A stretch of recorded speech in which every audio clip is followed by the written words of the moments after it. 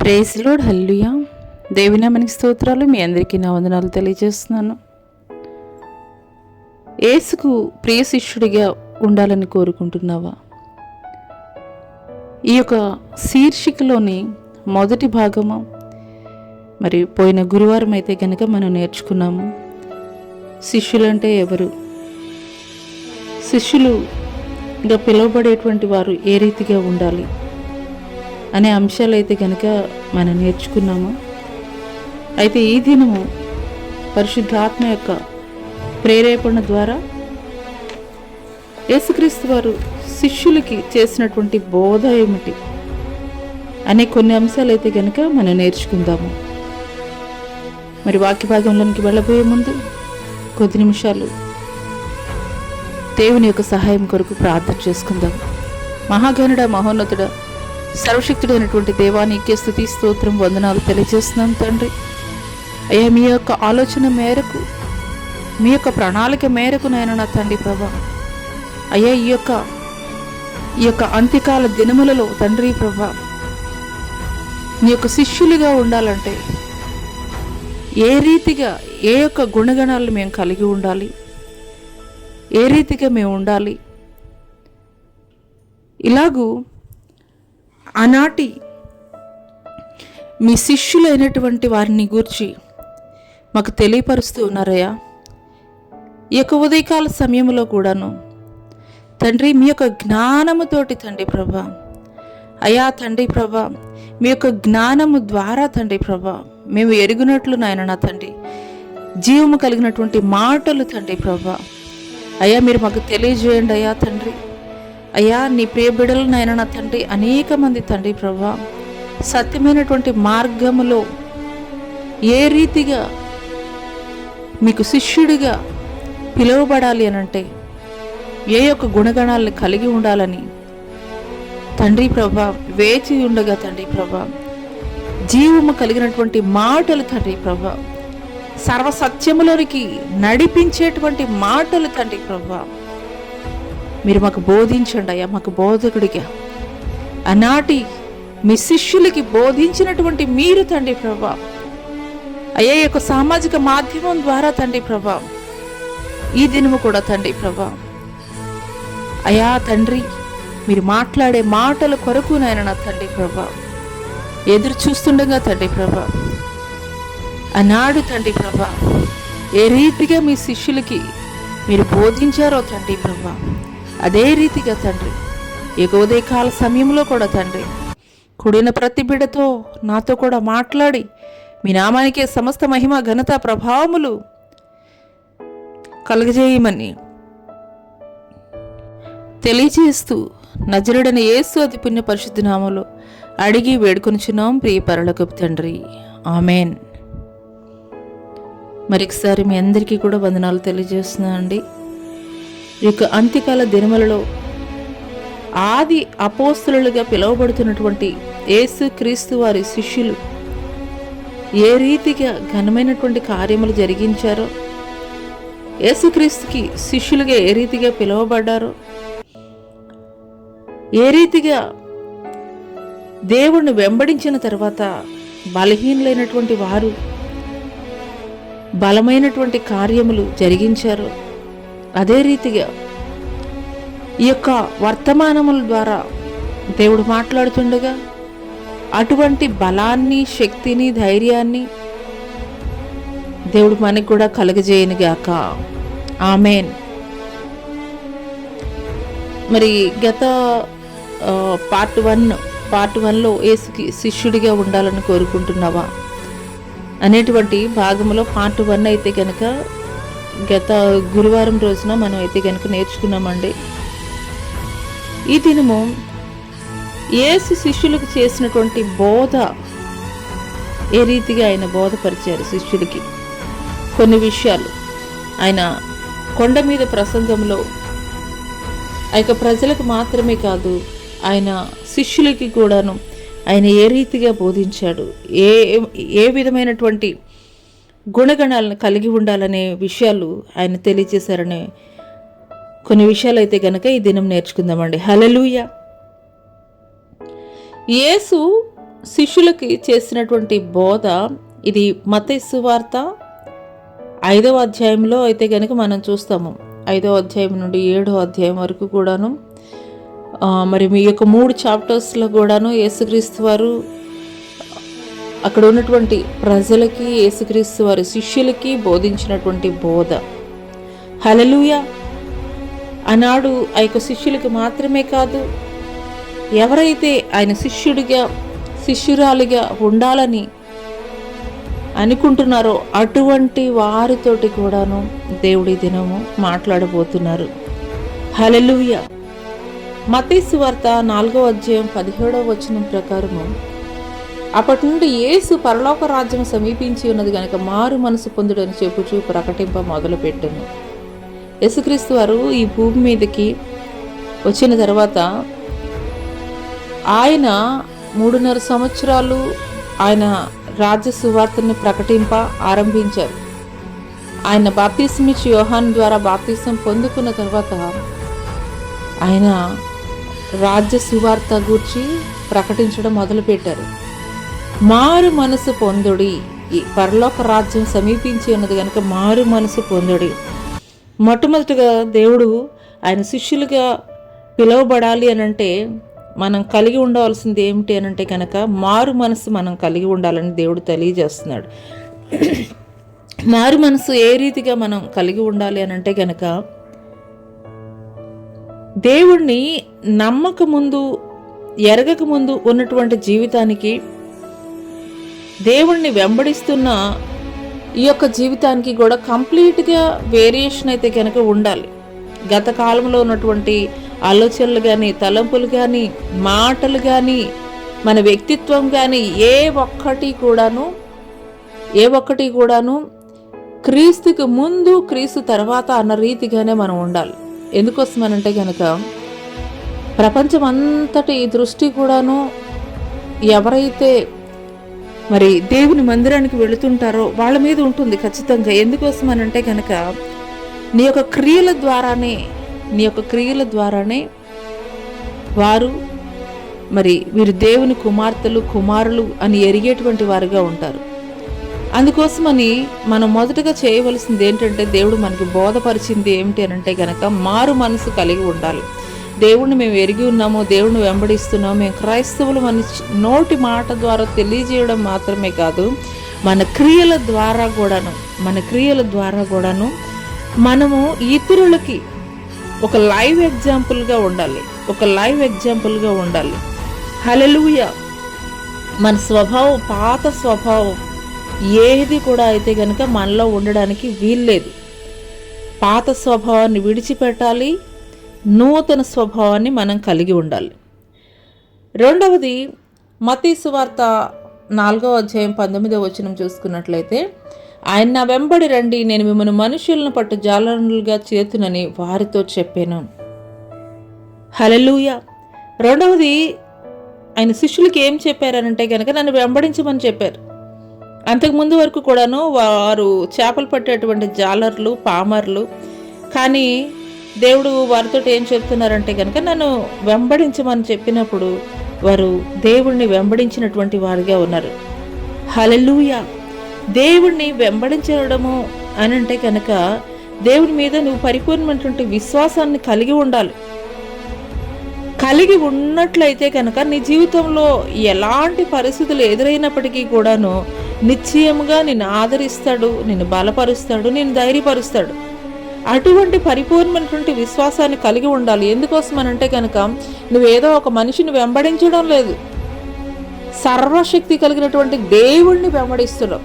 దేవుణ్ణి వెంబడిస్తున్నప్పుడు మనకి ఇది దేవుడు చేయగలడు, లేదంటే కనుక ఇంకొక విషయంలో దేవుడు చేయలేడు అనేటువంటి ఒక అపనమ్మకం అయితే కనుక ఉండకూడదు. హల్లెలూయా. నా జీవితంలో ఏది జరిగినా కానీ, దేనికైనా కానీ ఈయన సరిపోయినటువంటి గొప్ప దేవుడు అని పరిపూర్ణమైనటువంటి విశ్వాసం కలిగి ఉండాలి. కొన్నిసార్లు మన జీవితాల్లో ఏ రీతిగా ఉంటాయంటే, గత కాలంలో మన జీవితంలో అనేక మేళ్ళు దేవుని ద్వారా మనం పొందుకుని ఉంటాం. కానీ కొత్తగా ఏదైనా ఒక సమస్య మన ముందు ఉన్నదనుకోండి, చాలా డౌట్స్ వస్తుంటాయి.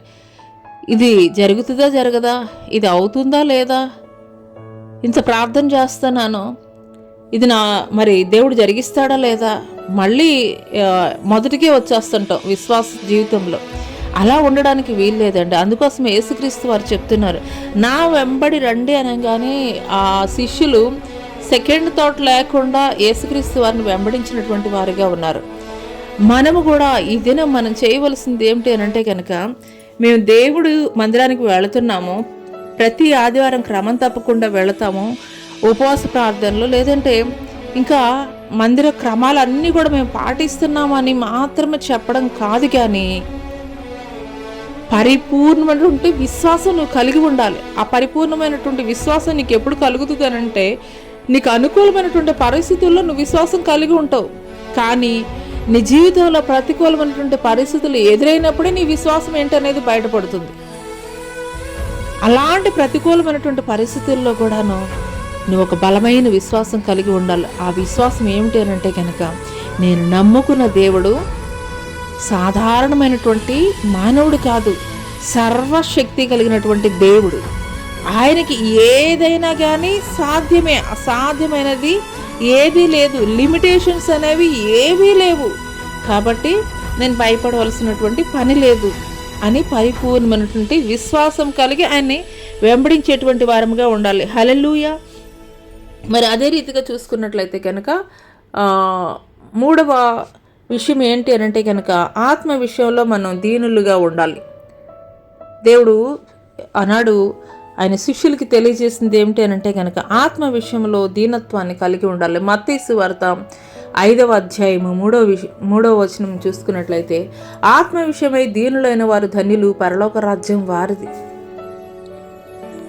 మనం ఎలాగూ దీనత్వాన్ని కలిగి ఉంటాము అని అంటే కనుక, కొన్ని సందర్భాల్లో కొన్ని విషయాల్లో, అంటే ఒక విఐపి దగ్గరికో ఎక్కడికన్నా వెళ్ళినప్పుడు మనకి ఆ దీనత్వం ఉంటుందో లేదో తెలియదు, కానీ అక్కడ మరి ఒక ఆఫీసర్ దగ్గరికి వెళ్ళినప్పుడు మాత్రం చాలా దీనత్వం కలిగి ఉంటాం. కానీ మన ఇంటికి వచ్చేసరికి మన ఇంటి వాళ్ళ విషయాల్లో మాత్రం ఆ దీనత్వం ఉండదు. కానీ దేవుడు తెలియచేస్తుంది ఏమిటి అని అంటే కనుక, ఇక్కడ క్లియర్గా చెప్తున్నారు, ఆత్మ విషయంలో దీనులుగా ఉండాలి అని అంటే కనుక, ఏ రీతిగా అనంటే కనుక, మనం మనుషులు ఎదుట చూపించేటువంటి దీనత్వం కాదు, కానీ ఇది ఆత్మ విషయంలో దీనత్వం కలిగి ఉండాలి. ఈ దీనత్వం ఎవరు చూస్తున్నారంటే, మనుషులు చూసేటువంటిది కాదు, కానీ దేవుడు చూస్తున్నాడు. అంటే మనలో ఉన్నటువంటి కోపం కానీ మరి ఈ సంబంధమైనటువంటి ప్రతి అలవాటును మనం మార్చుకోవాలి. చాలా విషయాల్లో మనకి చాలా కష్టం అవుతుంది.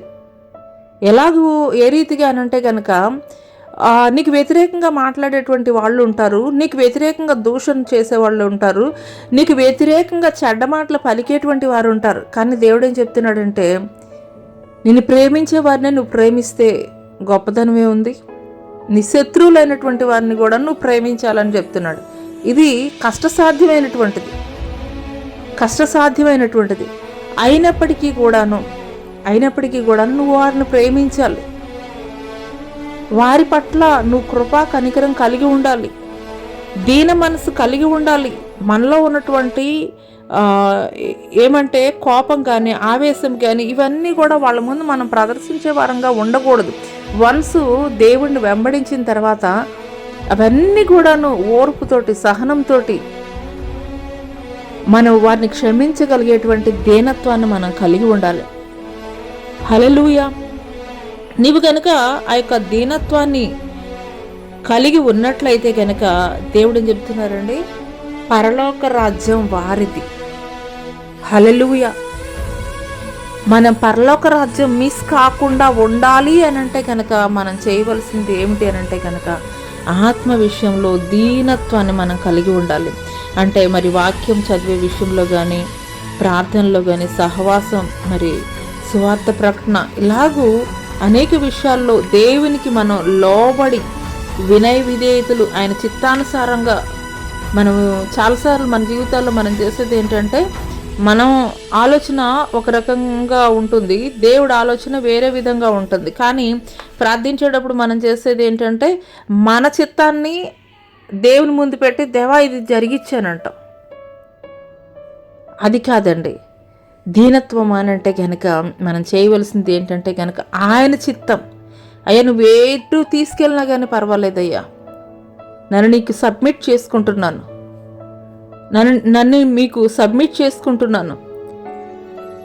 ఆయన యొక్క చిత్తానికి మనల్ని మనం తగ్గించుకున్నటువంటి తగ్గింపు స్వభావం, దీనత్వాన్ని మనం కలిగి ఉండాలి. అటువంటి దీనత్వాన్ని నువ్వు కలిగి ఉన్నట్లయితే ధన్యత ఏమిటో తెలుసా? దేవుడు ఇచ్చేటువంటి ధన్యత, పరలోక రాజ్యంలో నీకు స్థానాన్ని దేవుడు స్థిరపరిచేటువంటి వాడిగా ఉన్నాడు. హల్లెలూయా. అందుకోసమే మనం చేయవలసింది ఏంటంటే తాత్కాలికమైనటువంటి ఈ లోక సంబంధమైనటువంటి ఈ యొక్క కోపాలు, ఎదుటివారి పట్ల ద్వేషము, అసూయ, ఇటువంటి వాటన్నిటినీ కూడాను మనం తీసివేసుకున్నటువంటి వారముగా ఉండాలి. దేవుని కృపకు పాత్రులుగా ఉండాలి. అటువంటి మనసు మనం కలిగి ఉంటేనే, అటువంటి దీన మనసు కలిగి ఉంటేనే, దేవుని చిత్తానికి మనల్ని మనం సబ్మిట్ చేసుకునే విధంగా ఉంటేనే పరలోక రాజ్యం దేవుడు మనం స్వతంత్రపరుచుకునే వారంగా చేస్తాడు. హల్లెలూయా. 4వ విషయం ఏంటంటే గనక మత్తయి సువార్త 5వ అధ్యాయము 7వ వచనం గనుక మనం చూసుకున్నట్లయితే, కనికరం గలవారు ధన్యులు, వారి కనికరం పొందెదరు. కనికరం గలవారు ధన్యులు, వారు కనికరం పొందెదరు. హల్లెలూయా. అంటే మనం కనికరం పొందుకునేటువంటి వారముగా ఉండాలి దేవుని ద్వారా అనంటే కనుక మనం మొదటగా చేయవలసింది ఏమిటనంటే ఎదుటివారి పట్ల, అంటే నీకు వ్యతిరేకంగా మాట్లాడే వారి పట్ల కూడాను మనం కనికరం చూపించేటువంటి వారంగా ఉండాలి. సొసైటీలో చాలామంది ఏ రికగ్నిషన్ లేనటువంటి వారు ఉంటారు. అంటే ఒక అనాథలు అవనివ్వండి, లేదంటే గనక మరి రోడ్డు మీద ఒక బెగ్గర్స్ అవనివ్వండి, ఇలాంటి వారి మీద మనం కనికరం చూపించేటువంటి వారంగా ఉండాలి. అంటే మనకి చేతనైనంత వరకు వారికి ఎంతో కొంత మనం సహాయం చేసేటువంటి వారంగా ఉండాలి. మరి దేవుడు తెలియజేస్తున్నాడు కదా, మరి ఉపవాసం అనంటే మనం కడుపు మార్చుకొని ఉండడం మాత్రమే కాదు, కానీ మనం ఆ రోజు చేసేటువంటి శ్రేష్టమైనటువంటి భోజనాన్ని ఇతరులకి తినడానికి కూడా తిండి లేనటువంటి నిస్సహాయ పరిస్థితుల్లో ఉన్నటువంటి వారిని దేవుడు తెలియజేస్తున్నాడు. బీదవారిని, విధవరాండ్రని, మరి ఆకలి కొన్న వారికి మరి అన్నం పెట్టడం, మరి వస్త్రాలు లేని వారికి వస్త్రాలు ఇవ్వడం, ఇదే కదా నిజమైనటువంటి ఉపవాసం అని దేవుడు తెలియజేస్తున్నాడు. మనం చేయవలసింది ఏమిటనంటే కనుక ఇతరుల పట్ల మనం కనికరం కలిగేటువంటి వారంగా ఉండాలి. వారి పట్ల మనం ప్రేమ చూపించేటువంటి వారంగా ఉండాలి. చాలామంది ఆర్ఫన్ హోమ్స్ ఉంటాయి. అటువంటి ఆర్ఫన్ హోమ్స్లో చిల్డ్రన్స్కి పాపం తల్లిదండ్రులు ఉండరు, వాళ్ళని ఆదరించే వాళ్ళు ఉండరు. మనకి కనీసం వీలైతే మరి అకేషన్స్, బర్త్డే అనో లేదంటే కనుక ఇంకా ఏదైనా ఫంక్షన్స్ ఏదైనా జరిగినప్పుడు వెళ్ళి వాళ్ళతోటి షేర్ చేసుకుంటే వాళ్ళు చాలా హ్యాపీ ఫీల్ అవుతారు. హల్లెలూయా. మన ప్రేమ మన కుటుంబ సభ్యులకి, మన బంధువులకి, మన స్నేహితులకి పంచడం మాత్రమే కాదు, మన ఇంట్లో వారిని ఏదైనా తప్పు చేస్తే మన పిల్లల్ని మనం క్షమించడం అనేది, కనికరం చూపించడం అనేది అది సెపరేట్. కానీ మనం ఇతరుల పట్ల చేసేటువంటి ప్రతి కార్యాన్ని కూడా దేవుడు ఆయన లెక్కలో రాసుకున్నటువంటి వాడిగా ఉంటాడు. హల్లెలూయా. అప్పుడు దేవుడు ఏం చేస్తాడు? మనం ఇతరుల మీద మనం కనికరం చూపించినట్లయితే కనుక దేవుడు మన పట్ల కనికరం చూపించేటువంటి వాడిగా ఉంటాడు. హల్లెలూయా. ఆయన కనికరం చూపించకపోతే మరి ఈ యొక్క నూతన సంవత్సరంలో మనం ప్రవేశం చేయగలిగేవారమండి? మనకన్నా యోగ్యులైనటువంటి వారు, మనకన్నా మంచివారు, మనకన్నా ఆరోగ్యవంతులు, మనకన్నా ధనవంతులు ఈ యొక్క నూతన సంవత్సరం చూడలేకపోయారు. కానీ వారికన్నా మంచివారమని లేదంటే యోగ్యులమని కాదు, కానీ ఆయన మన మీద కనికరం చూపించారు కాబట్టి ఈ దినము ఇటు శ్రేష్టమైనటువంటి సమయంలో దేవుడు మనల్ని ఉంచాడు. హల్లెలూయా. అందుకోసమే ఆయన మన మీద కనికరం చూపించాలి అంటే కనుక మనం చేయవలసింది ఏంటంటే ఇతరుల మీద మనం కనికరం చూపించేటువంటి వారముగా ఉండాలి. హల్లెలూయా. తర్వాత 5వ విషయం ఏంటంటే కనుక మత్తయి సువార్త 5వ అధ్యాయం 8వ వచనం, హృదయశుద్ధి గల వారు ధన్యులు, వారు దేవుని చూచెదరు. హృదయశుద్ధి కలిగిన వారు ధన్యులు, వారు దేవుని చూచెదరు. హృదయశుద్ధి కలిగి ఉండడం అనంటే ఏమిటి అనంటే కనుక దేవునికి ఇష్టం లేనివి ప్రతి ఒక్కటి కూడా మన హృదయంలో నుండి తీసివేసేయాలి. మన ఆలోచనలు కానీ, మన తలంపులు కానీ, మన యొక్క నోటి మాటల ద్వారా కానీ మనకున్నటువంటి బ్యాడ్ హ్యాబిట్స్ ఏవైతే ఉన్నాయో ప్రతి ఒక్కటి కూడా దేవునికి ఇష్టం లేని ప్రతి ఒక్కటి కూడా తీసి బయట పారవేసేయాలి. ఏదైనా ఒక ఫంక్షను లేదంటే కనుక క్రిస్మస్, న్యూ ఇయర్ వచ్చినప్పుడు మనం ఏం చేస్తామండి, ఇళ్ళన్నీ కూడాను శుభ్రం చేసి వేస్ట్, దీనివల్ల యూజ్ ఏమీ లేదు, ఇది వేస్ట్ అనుకున్నప్పుడు ఏం చేస్తాం, అన్నీ కూడా తీసి డస్ట్బిన్లో పడేస్తాం. అదే రీతిగా మన హృదయం కూడా ఏ రీతిగా ఉండాలి అని అంటే కనుక మన హృదయంలో ఎందుకోసం దేవుడు హృదయశుద్ధి గలవారు ధన్యులు, వారు దేవుని చూచెదరని దేవుడు మాట్లాడుతున్నారనంటే మన హృదయం ఆయన ఆలయమై ఉన్నది, పరిశుద్ధుడైనటువంటి దేవుడి యొక్క నివాస యోగ్యమైనటువంటి స్థలము. అటువంటి స్థలంలో మనం ఏదేదో మరి వేస్ట్ అంతా కూడా పెడితే దేవా నువ్వు కూడా రండి అనంటే ఆయన వస్తాడా? రాడు.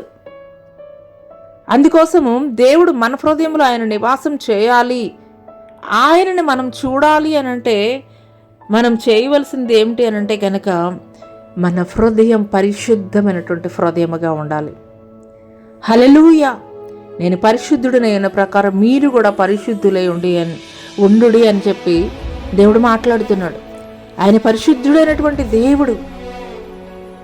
మరి మనలో ఆయన నివాసం చేయాలి, ఆయన్ని మనం చూడగలగాలి అనంటే కనుక పరిశుద్ధమైనటువంటి హృదయం మనం కలిగి ఉండాలి, పరిశుద్ధమైనటువంటి నేత్రములు మనం కలిగి ఉంటే తప్పించి పరిశుద్ధమైనటువంటి దేవుణ్ణి మనం చూడలేం. హల్లెలూయా. అందుకోసమే దేవుడు మాట్లాడుతున్నారు, హృదయశుద్ధి కలిగిన వారు ధన్యులు, వారు దేవుని చూచెదరు. చాలాసార్లు మీ జీవితాల్లో మీరు అనుకుని ఉంటారు, దేవుని దర్శనం ఒక్కసారైనా చూడాలి, ఒక్కసారన్నా చూస్తే బాగుంటుంది దేవా, ఒక్కసారి నన్ను దర్శించవాలి.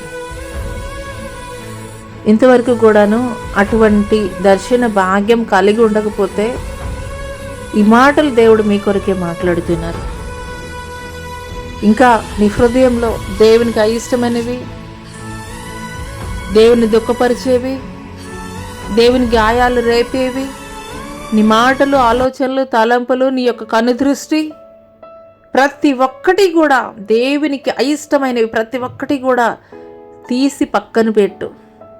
నిశ్చయంగా నీ నేత్రములు ఆయన చూడగలిగే నేత్రములుగా దేవుడు చేయబోతున్నాడు. హల్లెలూయా. మరి 6వ విషయము నీతిగా జీవించాలని దేవుడు తెలియజేస్తున్నాడు. మత్తయి సువార్త 5వ అధ్యాయం 6వ వచనం చూసుకున్నట్లయితే, నీతి కొరకు ఆకలి దప్పులు గలవారు ధన్యులు, వారు తృప్తి పరచబడదురు. నీతి కొరకు ఆకలి దప్పులు కలిగిన వారు ధన్యులు, వారు తృప్తి పరచబడదురు.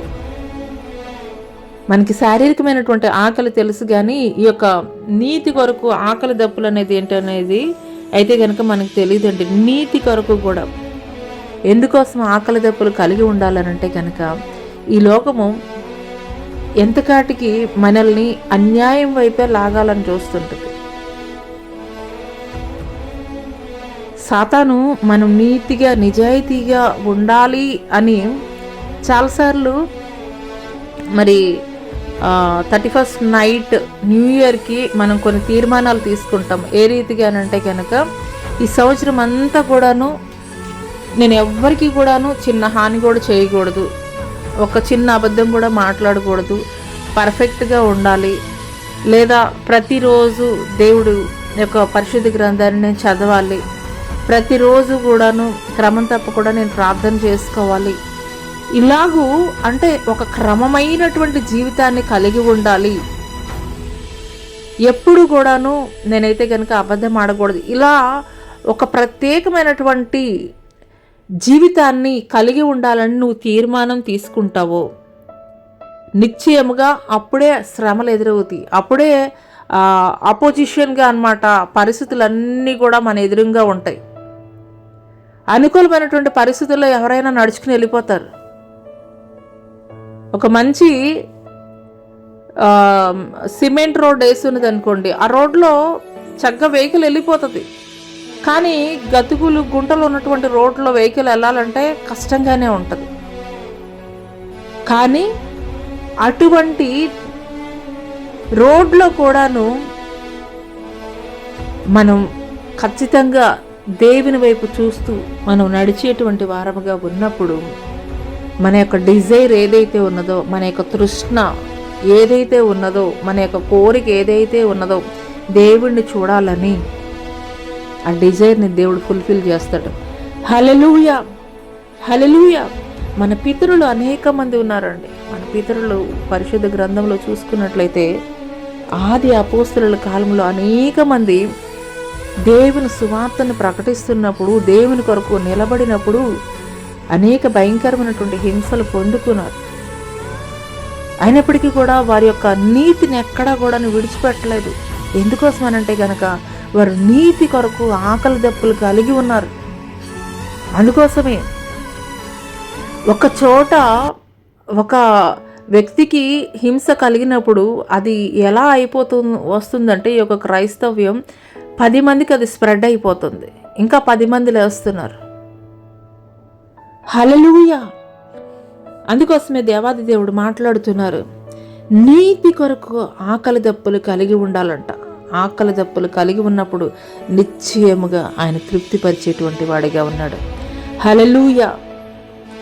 7వ విషయం ఏమిటంటే కనుక సాత్వికుడుగా మనం ఉండాలని దేవుడు మాట్లాడుతున్నాడు. మరి మత్తయి సువార్త 5వ అధ్యాయం 5వ వచనం చూసుకున్నట్లయితే కనుక మత్తయి సువార్త 5వ అధ్యాయం 5వ వచనం, సాత్వికులు ధన్యులు, వారు భూలోకమును స్వతంత్రించుకొందురు. హల్లెలూయా. ఈనాడు లోకంలో మనుషులకి లేనిది ఏంటంటే కనుక ఈ యొక్క సాత్వికత్వమే. ఈ యొక్క సాత్వికత్వమే లేదు. సాత్వికత్వం లేకే మనుషుల మధ్య కానీ, లేదంటే దేశాల మధ్య కానీ, రాష్ట్రాల మధ్య కానీ ఈ యొక్క వైరుధ్యాలు ఎందుకు కలుగుతున్నాయి అని అంటే కనుక సాత్వికత్వం లేకపోవడం ద్వారానే. సాత్వికత్వం లేకపోవడం ద్వారానే ఇన్ని భయంకరమైనటువంటి అనర్థాలకి కారణాలు ఏమిటి అని అంటే కనుక సాత్వికత్వం మనుషులు లోపించడం మూలంగా. అందుకోసమే దేవుడు ఈ యొక్క ఉదయకాల సమయంలో మాట్లాడుతున్నారు, సాత్వికులు ధన్యులు, వారు భూలోకాన్ని స్వతంత్రించుకొందరు. హల్లెలూయా. సాత్వికత్వం కలిగి ఉండడం అని అంటే కనుక మన యొక్క మాట్లాడే తీరు కానీ, మన యొక్క స్వభావం కానీ ఇతరులని బాధ పెట్టనటువంటి స్వభావాన్ని కలిగి ఉండాలి. అందరూ కూడా చక్కగా బాగుండాలి, అందరూ సంతోషంగా ఉండాలి. ఈ రీతిగా ఎక్కడైనా ఒక గొడవ జరుగుతుంది, లేదంటే ఇద్దరు వ్యక్తుల మధ్య ఇలాగ ఏమైనా గొడవలు జరుగుతున్నాయి, వారి మధ్య వైరుధ్యం కలుగుతుంది అని అంటే కనుక నీ యొక్క మంచి మాటలు, దేవుడు మాట్లాడతారు కదా, మీ యొక్క మాటలు మీరు లోకమునకు ఉప్పై ఉన్నారని మాట్లాడతాడు. అంటే ఉప్పు లేకపోతే ఏ కూర కూడాను అది రుచించదు, ఏ కూర కూడాను రుచికరంగా ఉండదు. దేవుని వెంబడిస్తున్నటువంటి మన యొక్క మాట కూడా ఏ రీతిగా ఉండాలని అంటే కనుక సాత్వికం కలిగినటువంటి మాటగా ఉండాలి. ఇద్దరు వ్యక్తులు గొడవ పడుతున్నప్పుడు ఎవరో ఒక వ్యక్తికి సపోర్ట్ చేస్తూ నువ్వు మాట్లాడకూడదు, కానీ నీ మాట ఏ రీతిగా ఉండాలని అంటే కనుక వారిద్దరిని జతపరిచేటువంటి మాటగా ఉండాలి. సాత్వికం కలిగినటువంటి మాటగా ఉండాలి, ఉప్పు వేసినటువంటి మాటగా ఉండాలి, రుచికరమైనటువంటి మాటగా ఉండాలి. అప్పుడు ఉన్నప్పుడు ఆ రీతిగా ఉన్నప్పుడు సాత్వికం కలిగినటువంటి వ్యక్తులు బయట వారి యొక్క జీవితాలను కట్టడమే కాదండి, వారి యొక్క కుటుంబాలను కూడా కట్టుకునేటువంటి వారిగా ఉంటారు. సాత్వికత్వం లేదనుకోండి, భార్యాభర్తల మధ్య ఏదన్నా ఒక చిన్న గొడవ వచ్చింది, ఓర్చుకునేటువంటి స్వభావం, సాత్వికమైనటువంటి స్వభావం లేదు అని అంటే కనుక ఆ గొడవ చిన్న గొడవ కాస్త పెద్ద గొడవగా మారిపోయేటువంటి అవకాశం అన్నది. కుటుంబాలు విచ్ఛిన్నమైపోయేటువంటి పరిస్థితుల్లోకి వెళ్ళిపోతున్నాయి నేటి దినాల్లో మనం చూసుకున్నట్లయితే. అయితే దేవాది దేవుడు యొక్క ఉదయకాల సమయంలో మనకి తెలియజేస్తున్నారు, ఆయన శిష్యుడిగా మనం ఉండాలి అని అంటే కనుక సాత్వికం గుణాన్ని మనం కలిగి ఉన్నట్లయితే కనుక భూలోకాన్ని స్వతంత్రించుకుంటారు. ఈ యొక్క మోషే నమ్మకస్తుడు. దేవుడు మాట్లాడతారు, నా ఇల్లంతట్లో కూడా నమ్మకస్తుడు అయినటువంటి వాడు మోషే అని. ఎందుకోసం అనంటే గనక, ఎందుకోసము దేవుడు మోషేని గురించి అంత ఇదిగా మాట్లాడారు అని అంటే గనక, మరి అన్ని లక్షల మంది ప్రజల్ని మరి 40 సంవత్సరాలు నడిపించారనంటే అది సామాన్యమైనటువంటి విషయం కాదు. ఎన్నోసార్లు మరి మోషేని చంపాలని వారు లేచినటువంటి వారుగా ఉన్నారు. ఎన్నోసార్లు భయంకరంగా మోషేని దూషించినటువంటి పరిస్థితుల్లో ఉన్నారు. మరి అటువంటి సమయాల్లో కూడాను ఎక్కడ కూడాను తను అసహనానికి గురవ్వకుండాను తన యొక్క సాత్వికం ద్వారా అన్నమాట వారు మాట్లాడేటువంటి ప్రతి మాటల్ని, అవమానాలని అన్నిటిని కూడా సహించుకుని, ఓర్చుకుని దేవుని చిత్తాన్ని జరిగించినటువంటి వాడిగా ఉన్నాడు. హల్లెలూయా! సాత్వికమైనటువంటి మనస్సు కలిగి ఉండడం ద్వారానే మోషే మరి నా ఇల్లంతటిలో కూడా నమ్మకస్తుడని దేవునితోటి కొనియాడబడినటువంటి వాడిగా ఉన్నాడు. హల్లెలూయా! మరి 8వ విషయం కనుక మనం చూసుకున్నట్లయితే అందరితో సమాధానముగా ఉండాలి. అందరితోటి సమాధానం మనం కలిగి ఉండాలి. మత్తయి సువార్త 5వ అధ్యాయము 9వ వచనం కనుక మనం చూసుకున్నట్లయితే, సమాధానపరచువారు ధన్యులు, వారు దేవుని కుమారులు అనబడుదురు. హల్లెలూయా! నిజమే అండి, ఇందాక మనం మాట్లాడుకున్నట్లుగా ఈ దినాల్లో మనకి సమాధానమే లేదు. ఆయన యొక్క కుమారుడిగా, కుమార్తెగా మనం పిలువబడాలి అని అంటే కనుక సమాధానాన్ని మనం కలిగి ఉండాలి. సమాధానానికి కర్త అని దేవుడు పిలువబడుతున్నాడు. మరి ఆయన శిష్యుడిగా, శిష్యురాలుగా మనం కూడా పిలువబడాలనంటే మనం కలిగి ఉండాల్సినటువంటి మరి లక్షణం ఏమిటి అని అంటే కనుక సమాధానాన్ని మనం కలిగి ఉండాలి. మొదటగా మనం సమాధానం కలిగి ఉంటే ఇతరులని కూడా మనం సమాధాన పరిచేటువంటి వారంగా ఉంటాం. మనకే సమాధానం లేకపోతే ఇతరులకి ఒక మాదిరికరంగా మనం ఏ రీతిగా ఉంటాము? ఈనాడు ప్రపంచంలో ఎటు చూసుకున్నా కానీ సమాధానం లేనటువంటి పరిస్థితుల్లోనే వెళ్ళిపోయిందండి. హల్లెలూయా!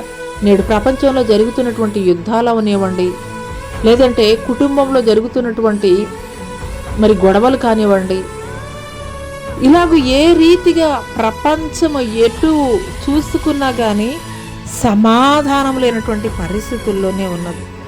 సమాధానం లేనటువంటి పరిస్థితుల్లోనే ఉన్నది. ఎందుకోసం అనంటే కనుక ఎవరికి వాళ్ళల్లో స్వార్థం పెరిగిపోయింది. నాకు నేనే గ్రేట్, ఈ రీతిగా అన్నమాట ఎవరిని వారు హెచ్చించుకునేటువంటి పరిస్థితుల్లోకి వెళ్ళిపోతున్నారు. అందుకొరకే మరి సమాధానం లేనటువంటి పరిస్థితులు ఈ లోకమంతా ఏ రీతిగా ఉందండి? ప్రస్తుత పరిస్థితులు మనం చూస్తున్నాము. సమాధానం లేనటువంటి పరిస్థితుల్లో భయంకరమైనటువంటి యుద్ధాలు జరుగుతున్నాయి. సమాధానం లేదు.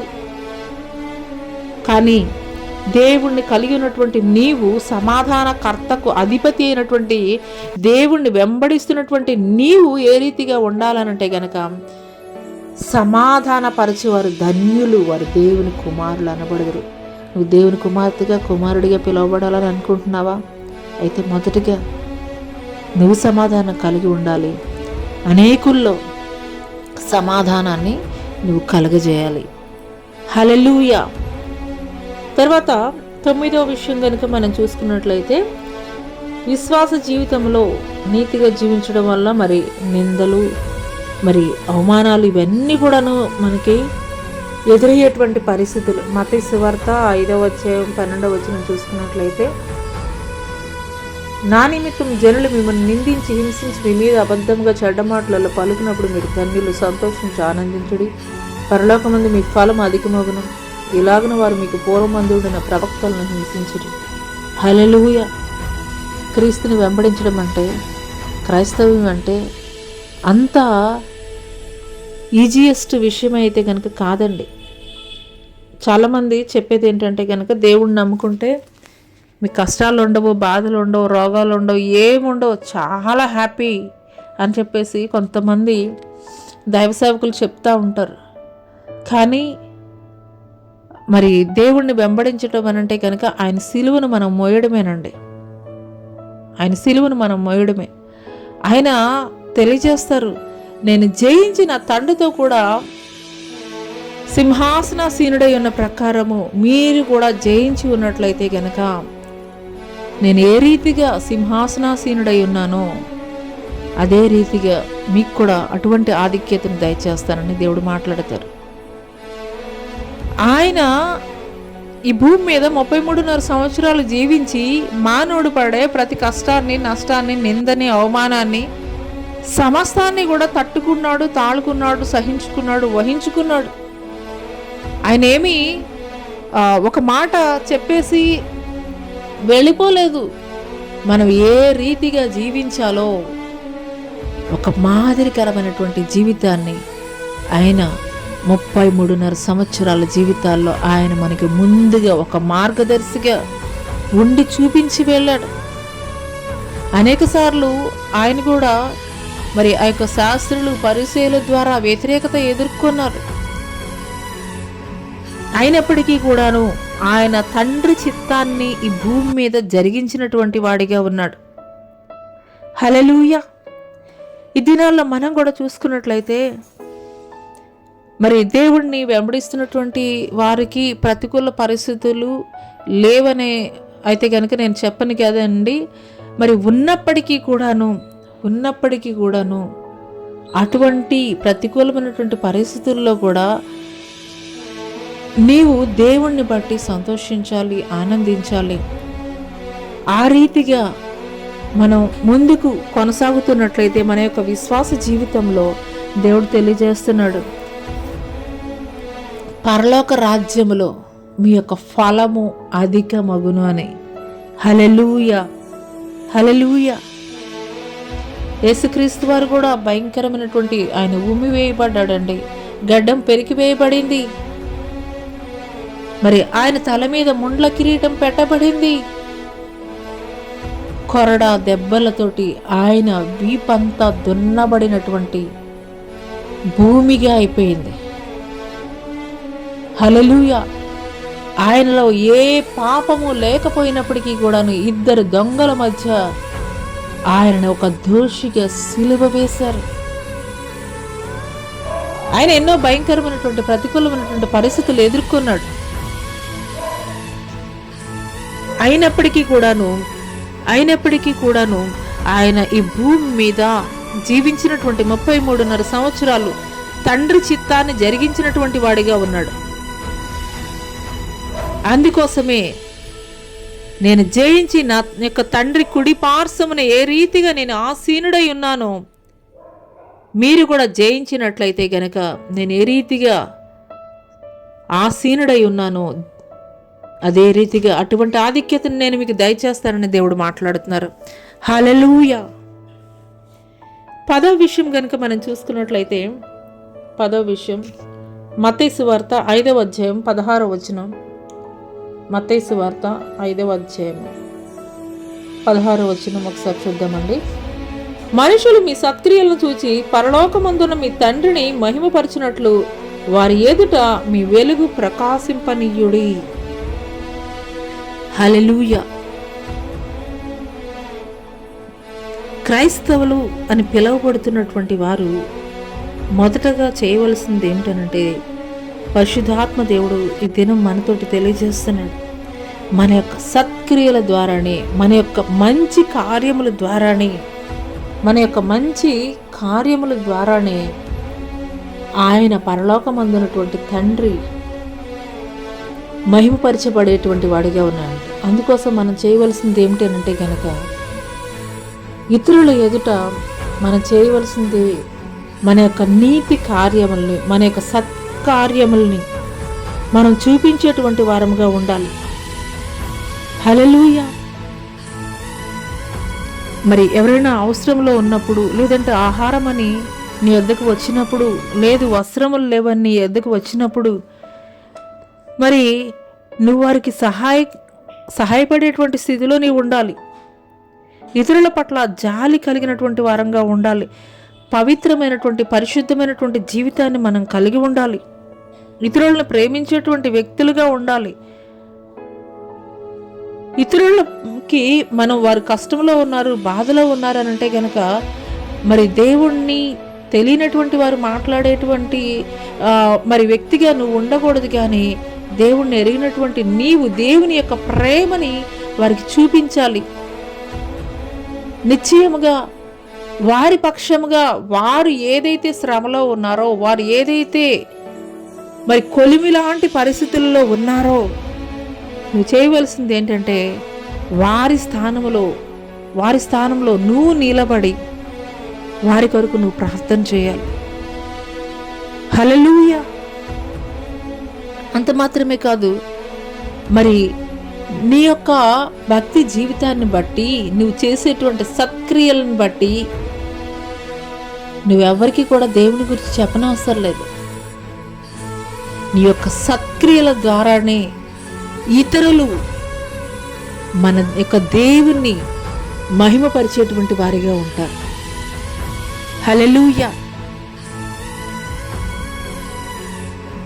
11వ విషయం కనుక మనం చూస్తున్నట్లయితే, సహోదరులను కోప్పడవద్దు. మత్తయి సువార్త 5వ అధ్యాయం 22వ వచనం కనుక చూసుకున్నట్లయితే, మత్తయి సువార్త 5వ అధ్యాయం 22వ వచనం, నేను మీతో చెప్పినది ఏమనగా, తన సహోదరుని మీద కోపపడు ప్రతివాడు విమర్శకు లోనగును, తన సహోదరుని చూచి వ్యర్థుడా అని చెప్పువాడు మహాసభకు లోనగును, ద్రోహి అని చెప్పువాడు నరకాగ్నికి లోనగును. హల్లెలూయా. మనం ఇతరుల పట్ల ద్వేషం కలిగి ఉండేటువంటి వారంగా ఉండకూడదండి. ఆ రీతిగా ఉన్నట్లయితే చాలా సింపుల్గా అంటాం, మాట్లాడే మాట ఏంటంటే వేస్ట్ ఫెలో అని అంటాం. అలా కూడా మాట్లాడొద్దు అంటున్నాడు దేవుడు. వ్యర్థుడా అని చెప్తే ఎక్కడికి వెళ్ళిపోతామంటండి మనం? మహాసభకు, అంటే తీర్పులోనికి వెళ్ళిపోతాం. ద్రోహి అని ఎవరైతే మాట్లాడతారో వాళ్ళు నరకాగ్ని గుండానికి, డైరెక్ట్ నరకాగ్ని గుండానికి వెళ్ళిపోతారని దేవుడు మాట్లాడుతున్నారు. హల్లెలూయా. అందుకోసమే మనం ఎవరి మీద కూడాను కోపగించుకున్నటువంటి వారంగా ఉండకూడదండి. ఎవరి మీద కూడాను కోపగించుకున్నటువంటి వారంగా ఉండకూడదు. మనం ఇతరుల పట్ల జాలి, దయ, ప్రేమ కలిగి ఉండేటువంటి వారముగా ఉండాలి. అందుకోసమే దేవాది దేవుడు ఆయన మనల్ని ప్రేమించాడు కాబట్టి ఆయన యొక్క ఏకైక కుమారుణ్ణి ఈ భూమి మీదకి మన కొరకు, మన యొక్క పాపశాపాలన్నిటినీ కూడా కొట్టివేయి నిమిత్తమే మన కొరకు ఆయన సిలువలో మరణించినటువంటి వాడిగా ఉన్నాడు. హల్లెలూయా. మరి దేవుడు శిష్యురాలుగా మనం పిలువబడాలి అని అంటే కనుక, ఈ దినం పరిశుద్ధాత్ముడు మనతోటి మాట్లాడుతున్న మాట ఏమిటి అని అంటే కనుక, ఎవరిని కూడాను మనం ద్వేషించకూడదు, దూషించకూడదు, మాట్లాడకూడదు. పరుషమైనటువంటి పదజాలంతో మనం మాట్లాడకూడదు. మనం ఇతరులను ప్రేమించేటువంటి వారముగా ఉండాలి. ఆ రీతిగా మనం ఉన్నట్లయితే కనుక ఆ యొక్క తీర్పు దినమున మనం తప్పింపబడేటువంటి వారముగా ఉంటాము. హల్లెలూయా. 12వ విషయము, మరి నీ కంటి చూపుతో ఎలాంటి అపవిత్రపు ఆలోచనలు చేయకూడదు. మత్తయి సువార్త 5వ అధ్యాయము 28వ వచనం కనుక మనం చూసుకున్నట్లయితే, మత్తయి సువార్త 5వ అధ్యాయము, నేను మీతో చెప్పినది ఏమనగా, ఒక స్త్రీని మోహపు చూపుతో చూచు ప్రతి వాడు అప్పుడే తన హృదయమందు ఆమెతో విచారం చేసిన వాడగను. మనం దృష్టిలోపం లేనటువంటి వారముగా ఉండాలి. దృష్టిలోపం లేనటువంటి వారముగా అని అంటే కనుక, ఈ లోక సంబంధమైనటువంటి నేత్రముల గురించి ఆయన మాట్లాడట్లేదు, కానీ ఆత్మీయ నేత్రాల గురించి మాట్లాడుతున్నాడు. ఏ విధమైనటువంటి దోషమైనటువంటి నేత్రములుగా నేత్రములు మనం కలిగి ఉంటామో, మరి అటువంటి నేత్రములు కలిగి ఉన్నటువంటి వారే ఆయన చూసేటువంటి వారుగా ఉంటారు. ఈ లోక సంబంధంగా మరి ఒక వ్యక్తిని చూసినప్పుడు మనం అపవిత్రమైనటువంటి ఆలోచనలు, అపవిత్రమైనటువంటి తలంపులు మనం కలిగి ఉండకూడదని దేవుడు మాట్లాడుతున్నారు. హల్లెలూయా. ఈ యొక్క కన్నులు మనకి దేవుడు దేనికోసం ఇచ్చాడు అని అంటే కనుక, మరి ఈ లోకానుసారమైనటువంటి పాపము చేయడం కోసమని కాదు, కానీ మరి దేవుడు మనకిచ్చినటువంటి అద్భుతమైనటువంటి ఈ యొక్క పరిశుద్ధ గ్రంథము, దేవుడు మాటలు చదవడానికి, దేవుడు మాటలు చదివి ఇతరులకి తెలియజేయడం కొరకు, మరి దేవుని కొరకే ఈ యొక్క అరికాలు మొదలుగా నడినెత్తి వరకు కూడాను ఈ మన శరీరం అంతా కూడాను ఎవరి కొరకు పనిచేయాలనంటే గనక మనకి జీవం ఇచ్చినటువంటి దేవుని కొరకే పనిచేయాలి. హల్లెలూయా. ఆ తర్వాత మరి మత్తయి సువార్త 5వ అధ్యాయము 44వ వచనం కనుక మనం చూసుకున్నట్లయితే, మత్తయి సువార్త 5వ అధ్యాయము 44వ వచనం చూసుకున్నట్లయితే, శత్రువులను కూడా ప్రేమించమని దేవుడు తెలియజేస్తున్నాడండి. శత్రువులను కూడాను మనం ప్రేమించాలి అని దేవుడు తెలియజేస్తున్నాడు. నేను మీతో చెప్పున్నది ఏమనగా, మీరు పరలోకమందున్న మీ తండ్రికి కుమారులై ఉండునట్లు మీ శత్రువులను ప్రేమించుడి, మిమ్మల్ని హింసించు వారి కొరకు ప్రార్థన చేయుడి. హల్లెలూయా. మనం కుమారులుగా పిలువబడాలనంటే మనం చేయవలసింది మొదటగా ఏమిటి అంటే, మనల్ని ఎవరైతే దేవుడు మాట్లాడుతున్నారు కదా, వర్షము కానీ మరి ఈ యొక్క సూర్యుడు కానీ చెడ్డవారి మీద మంచివారి మీద కూడాను ఒకే రకంగా, వాళ్ళు ఏ భేదభావం లేకుండా ఈ యొక్క ప్రకృతే సమస్త జనుల మీద కూడాను ఒకే రకంగా వాటి యొక్క క్రియలు చేస్తున్నటువంటి క్రమంలో ఆయన రూపంలో చేయబడినటువంటి మనుషులకు మాత్రం ఎందుకు ఈ యొక్క భేదాభిప్రాయం? మిమ్మల్ని ప్రేమించేటువంటి వారినే మీరు ప్రేమించినట్లయితే మరి లోకంలో ఉన్నటువంటి మనుషులకి మీకు తేడా ఏమున్నది? దేవుడిని నమ్మినటువంటి వారు చేయవలసింది ఏంటి అని అంటే కనుక, మనకి వ్యతిరేకంగా మాట్లాడేటువంటి వారిని గురించి కూడాను మనం ప్రేమించేటువంటి వారంగా ఉండాలి. వారిని క్షమించేటువంటి గుణాన్ని మనం కలిగి ఉండాలి. వారి కొరకు ప్రార్థించేటువంటి తత్వాన్ని మనం కలిగి ఉండాలి. హల్లెలూయా. ఆ రీతిగా మనం చేసినట్లయితే కనుక దేవుడు ఏమంటున్నాడండి, ఆయన కుమారులుగా మనం పిలువబడేటువంటి వారముగా ఉంటాం. ఆయన కుమారులు కుమార్తెలుగా పిలువబడేటువంటి వారముగా ఉంటాం. హల్లెలూయా. 14వ మరి అంశం ఏంటంటే కనుక, మరి హింసించి వారి కొరకు కూడాను ప్రార్థన చేయాలి. మత్తయి సువార్త నీతి కార్యములు మనుషులకు కనబడవల్లని మరియు వారి చేత ఘనత పొందవలనని చేయకూడదు. 6వ అధ్యాయం మత్తయి సువార్త 6వ అధ్యాయము 1వ వచనం కనుక మనం చూసుకున్నట్లయితే, మనుషులకు కనబడవలనని వారి ఎదుట మీ నీతి కార్యములను చేయకుండా జాగ్రత్త పడుడి. లేని ఎడల పరలోకమందున మీ తండ్రి మీ యొద్ద మీరు ఫలము పొందరు. హల్లెలూయా. మనం చేసే ఏ పనైనా కానీ మనుషులకి కనిపించాలని మనం చేసేటువంటి వారముగా ఉండకూడదు. కానీ దేవుడు మనకు తెలియజేస్తున్నాడు. మత్తయి సువార్త 6వ అధ్యాయం 5వ వచనంలో, మనం ధర్మం చేసేటప్పుడు కానీ మనం ప్రార్థన చేసేటప్పుడు కానీ మరి మనుషులకి కనిపించాలని చెప్పి అయితే కనుక మనం ప్రార్థన చేయకూడదు. కానీ దేవుడు తెలియజేస్తున్నాడు, మనం కుడి చేతితో చేసేటువంటి సహాయం ఎడం చేతికి కూడా తెలియకూడదంట.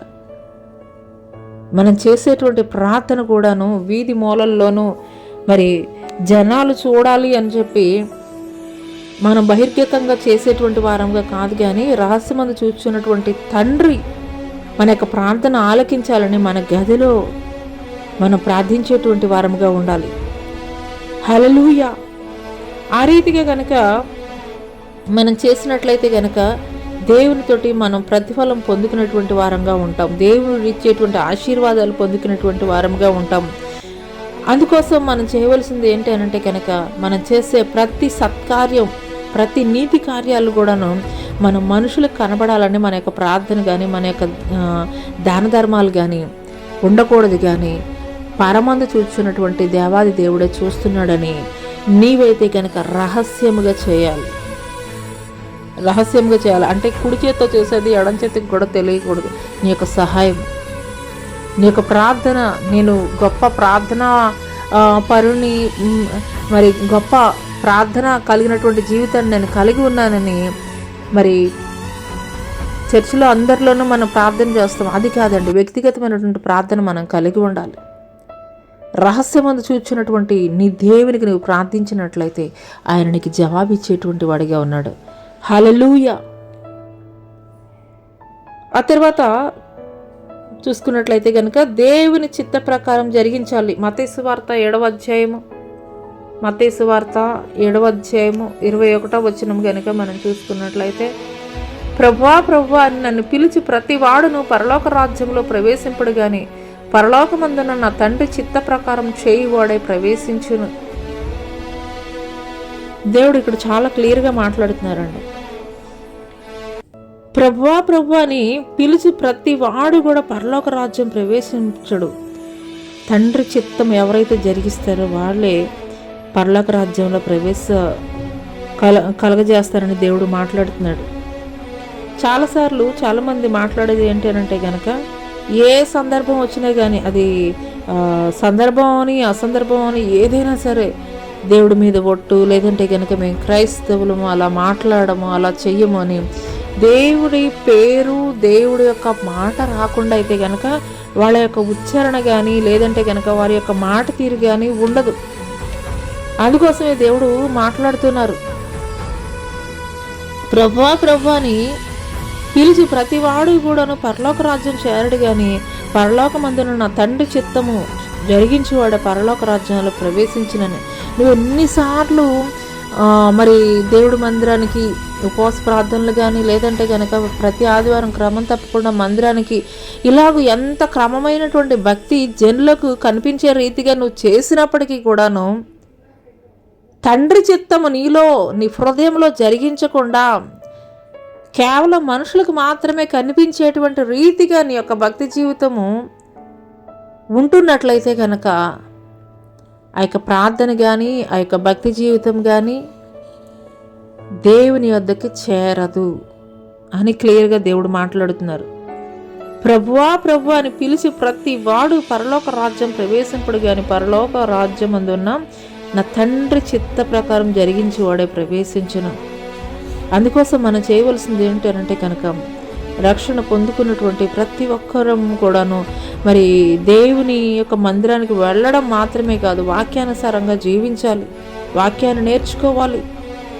ఖచ్చితంగా దేవుని చిత్తానుసారంగా మన యొక్క జీవితాలను మనం కలిగి ఉండేటువంటి వారముగా ఉండాలి. అప్పుడు మాత్రమే పరలోక రాజ్యంలో ప్రవేశించేటువంటి వారముగా ఉంటాము. హల్లెలూయా. మరి ఆ తర్వాత చూసుకున్నట్లయితే దేవుని వాక్యాన్ని మాటలు కూడా విని వాటి చొప్పున మనం జరిగించేటువంటి వారంగా ఉండాలి. మత్తయి సువార్త 7వ అధ్యాయము 24వ వచనం, అప్పుడు నేను మిమ్మును ఎన్నడను ఎరుగును, అక్రమం చేయువారులారా నా యొద్ద నుండి పొండని వారితో చెప్పుదును. మరి దానికి ముందు 22వ వచనం కనుక మనం చూసుకున్నట్లయితే, ఆ దినమందు అనేకులు నన్ను చూసి ప్రభువా ప్రభువా మేము నీ నామమును ప్రవచించలేదా, నీ నామమును దెయ్యములను వెళ్ళగొట్టలేదా, నీ నామమును అనేకమైన అద్భుతములు చేయలేదా అని చెప్పుదురు. అప్పుడు నేను మిమ్మల్ని ఎన్నడను ఎరుగును, అక్రమం చేయువారులారా నా యొద్ద నుండి పొండని వారితో చెప్పుదును. హల్లెలూయా. అంటే ఇక్కడ దేవుడు మనకి తెలియజేస్తున్నటువంటి మాట ఏమిటి అనంటే కనుక, దేవుడి మందిరానికి క్రమంగా వెళ్ళడం మాత్రమే కాదు, దేవుని మందిరానికి క్రమంగా వెళ్ళడం మాత్రమే కాదు కానీ వాక్యానుసారమైనటువంటి జీవితాన్ని మనం కలిగి ఉండాలి. ఎటువంటి ప్రతికూలమైనటువంటి పరిస్థితులు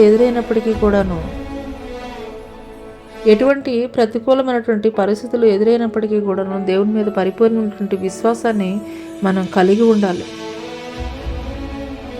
దేవుడు మరి పేరిట మనం ఎన్ని అద్భుతాలు ఆశ్చర్య కార్యాలు ఎన్ని జరిగించినా కానీ మరి అది దేవుని యొక్క లెక్కలో వ్రాయబడదు కాదు, కానీ మరి దేవుని చిత్తానుసారంగా మనం మన యొక్క జీవితాన్ని మనం కలిగి ఉండాలని దేవుడు తెలియజేస్తున్నాడు. హల్లెలూయా. మరి చివరిగా చూసుకున్నట్లయితే మరి తాను ఉపేక్షించుకుని తన సిలువను ఎత్తుకొని యేసుని వెంబడించాలని దేవుడు తెలియజేస్తున్నాడు. మత్తయి సువార్త 16వ అధ్యాయం 24వ వచనం. మరి యేసు తన శిష్యులను చూచి, ఎవడైనా నన్ను వెంబడింపగోరని ఎడల తాను ఉపేక్షించుకుని తన సిలువను ఎత్తుకొని నన్ను వెంబడింపవాలని చెప్పాను. హల్లెలూయా. మరి దేవుడు తెలియజేస్తున్నారు కదా, మరి ఒక లోకమంతా సంపాదించుకొని తన ప్రాణమును పోగొట్టుకుంటే ఏంటి లాభం? దేవుడిని నమ్ముకుని కూడాను మరి పరలోకం వెళ్ళలేనటువంటి ఆత్మీయ జీవితాన్ని మనం కలిగి ఉంటే ప్రయోజనం ఏముంటుంది? హల్లెలూయా. నీవొక క్రైస్తవుడిగా దేవుణ్ణి వెంబడిస్తున్నటువంటి నీవు ఎన్ని ప్రతికూలమైనటువంటి పరిస్థితులు ఎదురైనప్పటికీ కూడాను నువ్వు దేవుని పట్ల పరిపూర్ణమైనటువంటి విశ్వాసం కలిగి దేవుని పట్ల మరి విధేయత కలిగినటువంటి జీవితాన్ని నువ్వు కలిగి ఉండాలి. దేవుణ్ణి వెంబడించడం అంటే సామాన్యమైనటువంటి విషయం కాదండి. దేవుణ్ణి వెంబడించడం అని అంటే కనుక అంత సామాన్యమైనటువంటి విషయం కాదు. ఎన్నో ప్రతికూలమైనటువంటి పరిస్థితులు ఎదురవుతాయి. అయినప్పటికీ కూడాను మనం చేయవలసింది ఏమిటి అని అంటే కనుక అటువంటి ప్రతికూలమైనటువంటి పరిస్థితుల్లో కూడాను, దేవా నువ్వు ఉన్నావు, నువ్వు నా పక్షంగా ఉన్నావు, నా భారాన్ని నా బాధ్యతని సమస్తము కూడా మోయగలిగినటువంటి వాడు నీవే. నువ్వు ఒక మాదిరికరమైనటువంటి జీవితాన్ని ఈ భూమి మీద జీవించినటువంటి 33.5 సంవత్సరాలు మీరు మాకు చూపించి వెళ్ళారు. అదే క్రమంలో నేను కూడా వెంబడిస్తాను. ఈ రీతిగా మనం ఒక తీర్మానం కలిగి ఉండాలని దేవుడు తెలియజేస్తున్నాడు. మరొకసారి చూసుకుందామండి. యేసుక్రీస్తు వారు ఆయన శిష్యులకి బోధించినటువంటి విషయాలు అయితే కనుక ఒకసారి చూసుకుందాము. మొదటగా ఆయన తెలియజేసింది ఏంటంటే కనుక మారు మనసు కలిగి ఉండాలని తెలియజేస్తున్నాడు. రెండవది ఆయన వెంబడించాలని తెలియజేస్తున్నాడు. మూడవది మరి ఆత్మ విషయంలో దీనత్వాన్ని మనం కలిగి ఉండాలని. 4 ఇతరుల పట్ల మనం కనికరం కలిగి ఉండాలని, మరి హృదయ శుద్ధి కలిగి ఉండాలని 5వ విషయం. 6 మరి నీతిగా జీవించాలని. 7 సాత్వికం కలిగినటువంటి మనసు మనం కలిగి ఉండాలని. 8 అందరితోటి మరి సమాధానం కలిగి ఉండాలని. మరి 9 విశ్వాస జీవితంలో మరి ఎన్ని ప్రతికూలమైనటువంటి పరిస్థితులు ఎదురైనప్పటికీ కూడాను నీతిగా జీవించాలని తెలియజేస్తున్నారు. 10వది వచ్చేసి మరి సత్క్రియలు చేయాలని దేవుడు తెలియజేస్తున్నాడు. 11వది మరి సహోదరులను కోప్పడవద్దని దేవుడు తెలియజేస్తున్నారు. అదే రీతిగా 12వది మరి నీ కంట్లో ఎలాంటి అపవిత్రమైనటువంటి ఆలోచనలు కూడాను నువ్వు కలిగి ఉండకూడదు అని దేవుడు తెలియజేస్తున్నాడు.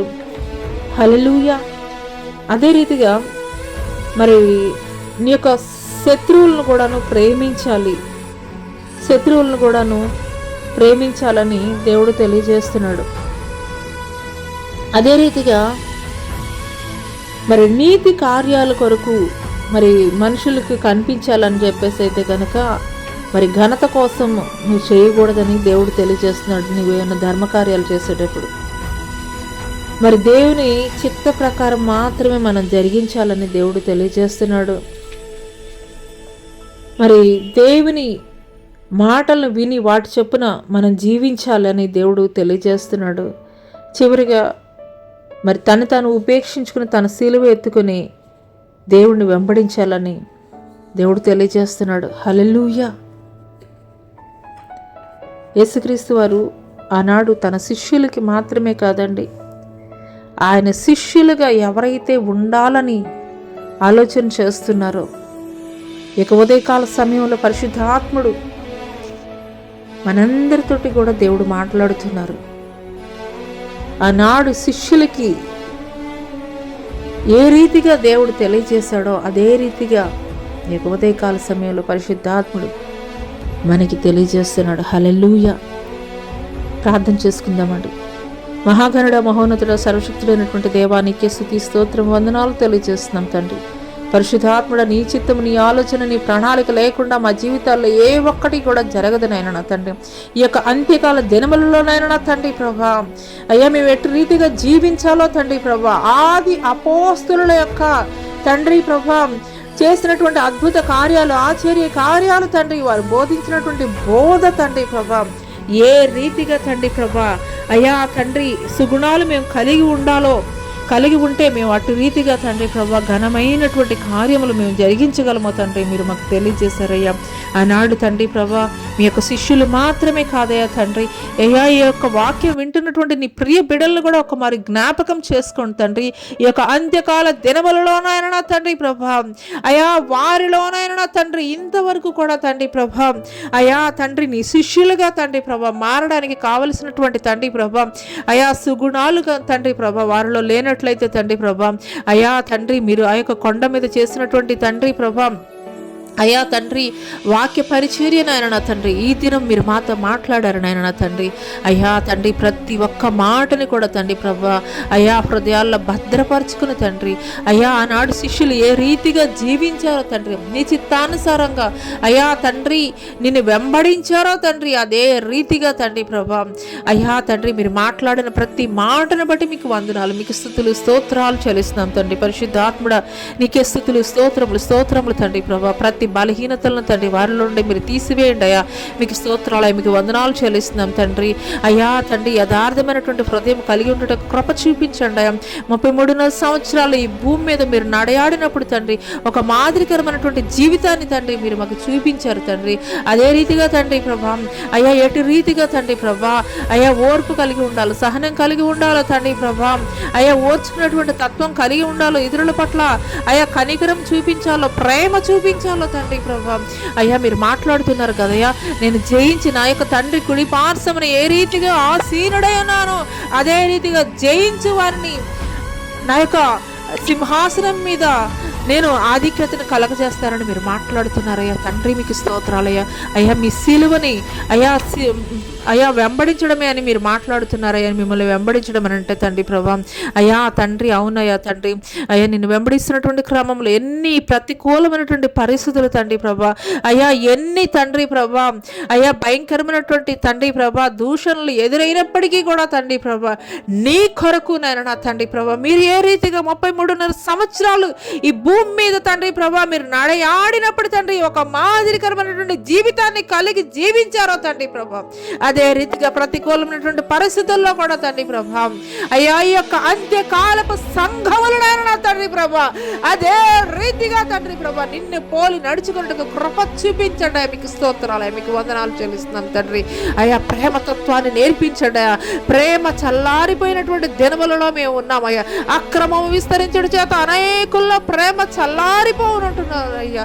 అదే రీతిగా తండ్రి ఈ యొక్క అంత్యకాల దినములలో అయినా అనేకుల్లో తండ్రి ప్రేమ చల్లారిపోయిందయ్యా. భయంకరమైనటువంటి అక్రమం విస్తరిస్తుందయ్యా తండ్రి. ఈ యొక్క అయ్యా తండ్రి సామాజిక మాధ్యమం ద్వారా ఎంతమంది బిడలైతే తండ్రి ప్రభా అయ్యా ఈ యొక్క వర్తమానాన్ని వింటున్నారో తండ్రి పరిశుద్ధాత్మదేవ తండ్రి వారిలోనైనా తండ్రి ప్రభా అయ్యా ప్రేమను కలగజేయండి అయ్యా తండ్రి, ద్వేషాన్ని తీసివేయండి, వ్యతిరేకమైనటువంటి స్వభావాన్ని మీరు తీసివేయండి. మీకు స్తోత్రాలు, మీకు వందనాలు తండ్రి. అయ్యా తండ్రి క్షమించగలిగే మనసు, ఓర్చుకోగలిగే మనసును దయచేయండి. మీకు స్తోత్రాలు, మీకు వందనాలు చెల్లిస్తున్నాం తండ్రి. అయ్యా శత్రువులను కూడా ప్రేమించగలిగేటువంటి మనసును దయచేయండి. శత్రువుల కొరకు ప్రార్థించేటువంటి ప్రార్థన ఆత్మను తండ్రి ప్రభా వారిలో మీరు దయచేయండి. మీకు స్తోత్రాలు, మీకు వందనాలు చెల్లిస్తున్నాం తండ్రి. ఆది అపోస్తలులకి తండ్రి మీరు ఏ రీతిగా బోధించారో తండ్రి ప్రభా ఈ యొక్క అంత్యకాల దినములలో కూడా తండ్రి అటువంటి ఉజ్జీవము కలిగిన రోషము కలిగినటువంటి తండ్రి ప్రభా నీ కొరకు నిజమైనటువంటి సైనికులుగా తండ్రి ప్రభా మారుటకు నాయన తండ్రి ప్రభా అయ్యా తండ్రి ఈ యొక్క వర్తమానం ద్వారా ఎంతమంది బిడలైతే వింటున్నారో తండ్రి ప్రభా వారు నీ పక్షముగా తండ్రి ప్రభా నిలబడేటువంటి వారుగా తండ్రి ప్రభా అయ్యా వారి యొక్క ఆలోచనలు తండ్రి ప్రభా మీ తట్టు తిప్పుకొనండి నాయన నా తండ్రి ప్రభా. ప్రతి బలహీన పరిస్థితులని మీరు బలపరచండి అయ్యా. మీకు స్తోత్రాలయ్యా. అయ్యా ఈ మాటలు తండ్రి ప్రభా అపవాది దొంగిలించుకుని వెళ్లకుండా తండ్రి వారి హృదయాల్లో స్థిరపరచండి అయ్యా. అయ్యా తండ్రి వాక్యానుసారం జీవించగలిగే జీవితాలని వారికి మీరు దయచేయమని, మీరు అక్కడ ఆలస్యమైతే మీ చిత్తమైతే మరేక మారు తండ్రి ప్రభా ఇటు రీతిగా మేము కూడుకొని తండ్రి ప్రభా నీ నామాన్ని మహింపరచడానికి ఘనపరచడానికి తండ్రి కృప చూపించమని నజరుడైన యేసు అతి పుణ్య పరిశుద్ధ నామములో అడిగి వేడుకొనుచున్నాం ప్రియ పరలోకపు తండ్రి, ఆమేన్. ప్రైజ్ లార్డ్ అండి. అందరికీ ప్రైజ్ లార్డ్, వందనాలు తెలియజేస్తున్నాను. జ్యోతిర్మయ విత్ జీసస్ యూట్యూబ్ ఛానల్ ద్వారా మరి ఈ యొక్క వర్తమానం వింటున్నటువంటి మీరు ఈ యొక్క అంత్యకాల దినములలో అనేకులకు దేవుని ఎరగనటువంటి ప్రజలకు తెలియపరచండి. తద్వారా దేవుని యొక్క దీవెనలు, ఆశీర్వాదాలు మీరు మీ కుటుంబాలు పొందుకోవాలని హృదయపూర్వకంగా కోరుకుంటున్నాను. Praise lord.